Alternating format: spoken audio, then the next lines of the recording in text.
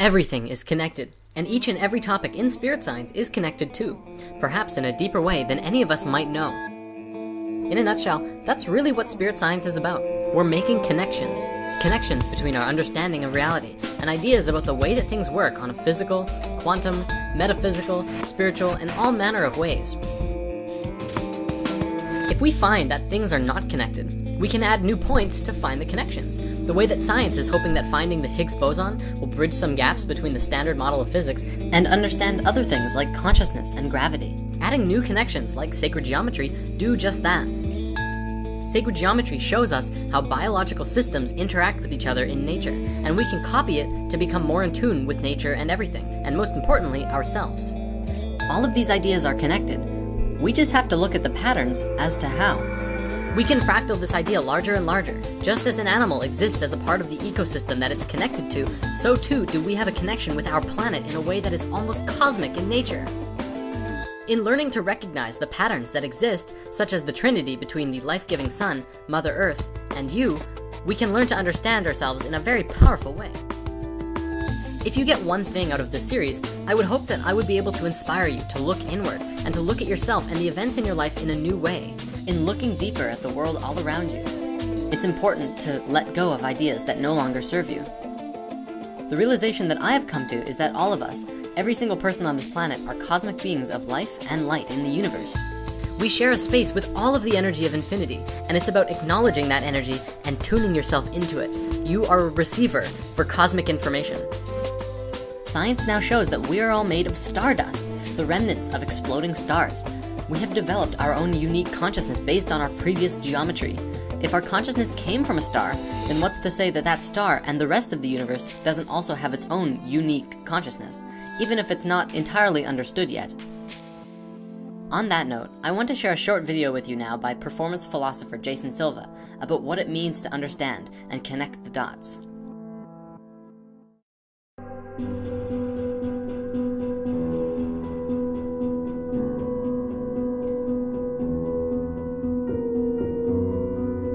Understand is to perceive patterns. Now, of course, what this means is that true comprehension comes when the dots are revealed and you get Stephen Johnson's long view and you see the big picture.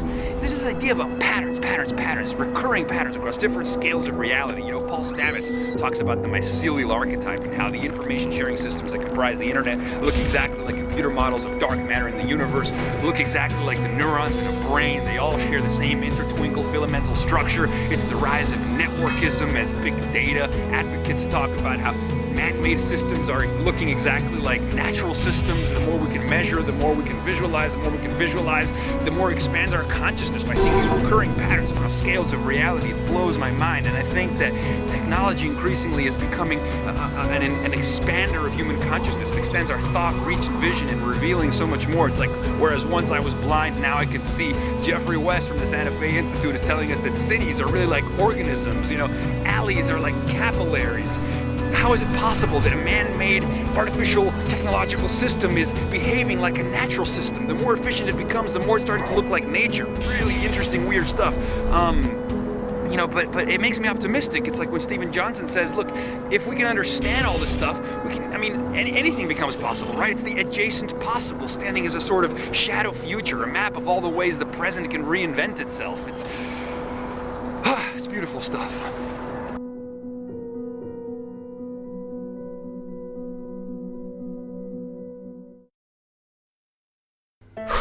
Now, let's take this one step deeper, because I know there's one aspect about this that a lot of people are hesitant about.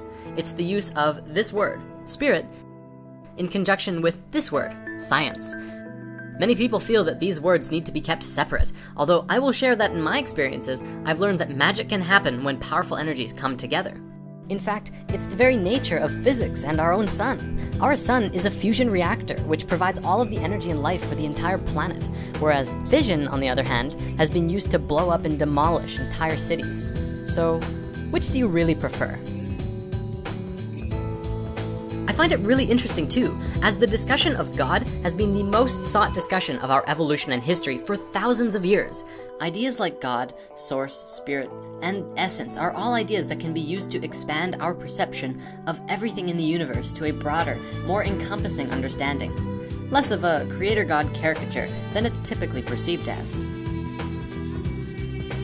If you look deep, beyond all of the dogma of any religion, and yes, there's lots of dogma, and really get in tune with the ideas themselves, God, or Source, has always been described as the creation force of the universe itself.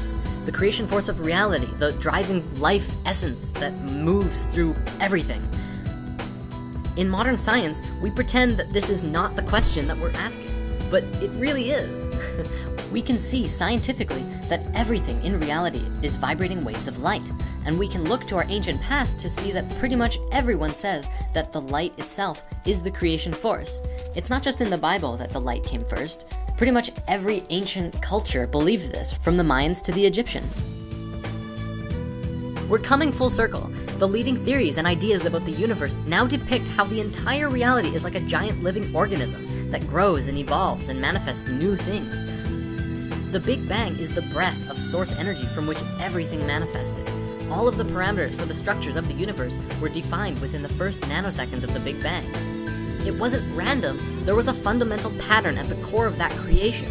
It was geometric in nature. The creative expression of the universe manifests as our reality that we are a part of, and we too are creators within that creation, free to create whatever we want, limited only by our imaginations and ability to spill our thoughts over from our minds and into the physical world. Okay, we're wrapping it up now, so here's the spirit science theory. Is it possible that what spirit or God is actually this hierarchy of awareness, of consciousness, as it manifests at different levels of existence through the universe? Consciousness itself is not this extrapolated aspect of the universe that we just so happen to inhabit, nor is it only subject to exist through biological life, but rather, the whole of the universe itself is conscious, and that is how it exists in the first place. If the sun provides the life essence for the planet, then that energy must be alive in some sense of the word, though scientifically we're having trouble comprehending it. This idea basically says that just as a blood cell is one conscious being that coexists within your body as a part of it, so too are we just one blood cell to our planet, Mother Earth, who is a conscious being, and she is completely aware of you in every which way, mentally, emotionally, physically, and spiritually. You're a part of her. You're part of her system. Do you not feel it when your stomach hurts or when you scrape your arm? Especially since we feed ourselves with lots of junk that we know isn't good for us. We're creating hurt, separation, and war on this planet, and she in turn is hurting too. And by healing ourselves, we're healing her. The next revelation is that creation and evolution are two sides of the same coin. The creation force itself is consciousness, and evolution is the change that the creation experiences as it continues to create more, as its understanding grows. This is demonstrated through the life and death of a star, or the life and death of a cell, especially if death isn't the end, but a recreation, a transition of energy into a new state of being. That would make sense, especially when we consider how we came from exploding stars. In Fibonacci, we continually add the current number to the previous in order to expand the spiral and continue growing. What we're doing now is taking our modern understanding of the world and the universe and adding all of our ancient understanding to it. The ancients told us that God existed within, and the keys to the universe lie in our hearts. Jesus and Buddha taught that through love, we can become the gods that we truly are. And now it's time to step into that. As we move forward into the future, the time has come to reconnect with ourselves and step into divine revelation through truth, love, and oneness.